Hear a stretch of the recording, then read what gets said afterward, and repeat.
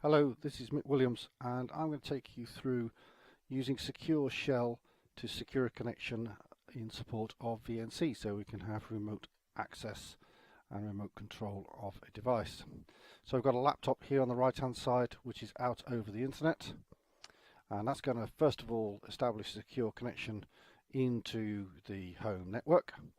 The home network is protected of course by a gateway or firewall router, so we've got that at the edge. And that needs to engage port forwarding, so we need to enable port forwarding. I'm using port 166 in this exercise, so we need to forward port number 166 on the outside through, so that's on the outside public address of the gateway router, and then forward that through to 192.168.1.84 because that's the IP address of the SSH server in this case, and port number 22. So 166 on the outside is mapped to an IP address and port number on the inside. The IP address matches the server, and the port number 22 matches the port that the SSH server is listening to for the purposes of SSH. You can change that by configuration, if you please. Another thing that's been happening is we're using SSH to do some forwarding of its own. And that forwarding, we'll see that as part of the configuration on the local device out there on the internet, first of all. This will be using something like PuTTY, and within PuTTY we'll have the forwarding statement which will say if we use port number 5959 localhost, which will effectively go down through the SSH tunnel.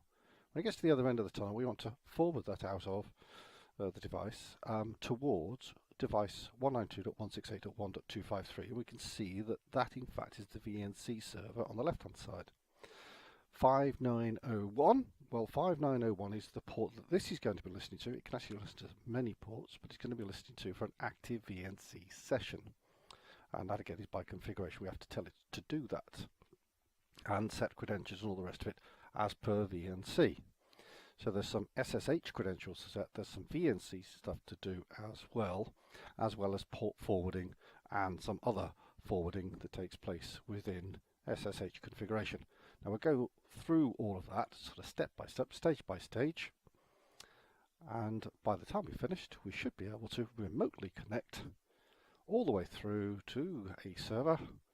That's a device that's running the VNC server software. In this case we're using Tight VNC, and we should be able to do that anywhere on the internet as long as we can see the IP address of that firewall or gateway router.